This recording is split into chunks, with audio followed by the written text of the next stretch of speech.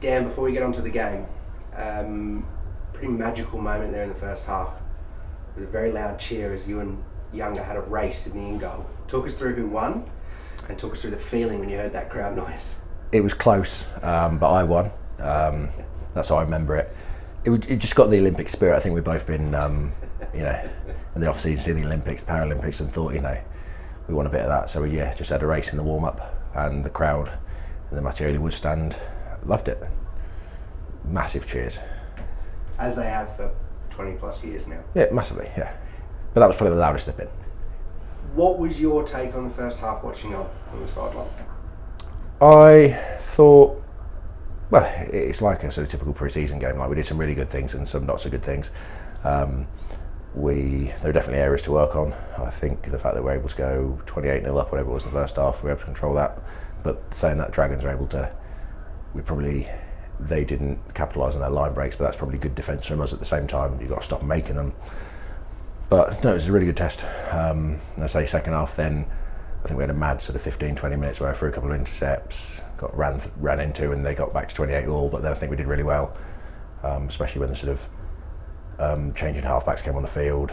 We're quite a young side out, we're able to look, we'll change the way we want to play, let's get down their half, forced the pressure, scored the try and won the game.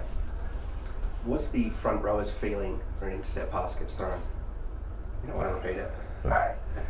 It's not ideal, but things happen. Like, you want to play, obviously. We're a team that want to expand our game. We want to be able to get the ball to edges and get Namani, get those great wingers we've got involved in the game. But at the same time, you obviously have to be wary. And I say, as forwards, we just have to make sure we've got. It's not just the bloke who throws the intercept. It's it's everyone around it. Like, you've got dummy lines and stuff to run that if you don't control the defender, they'll get through. So you look at yourself and what you can do better to help in those situations first. Steve's message at full time? He's pleased. I think he just wants to keep moving forward. I think it was a step on from where we were last week against Jersey, but we're going to have another step up against Scarlets in 5 days' time, and then obviously going into the season is going to be an even bigger step up. So it's about keeping moving forward, solving the problems that we've either created or faced today, which I think we did. But yeah, we've got a shorter turnaround going to Scarlets, but we've got to, it's another step up again, and we've got to keep moving forward.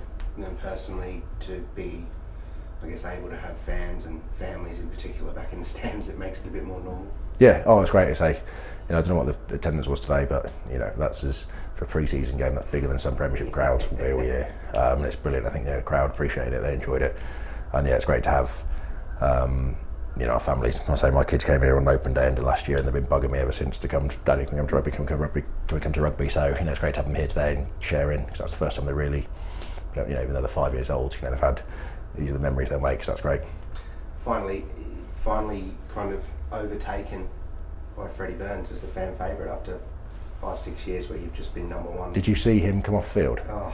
He came off so slowly, mopping it up, didn't he? Like, he'd been running around for 60 minutes, and it's like, just jog off field, Fred. And no, I'll limp.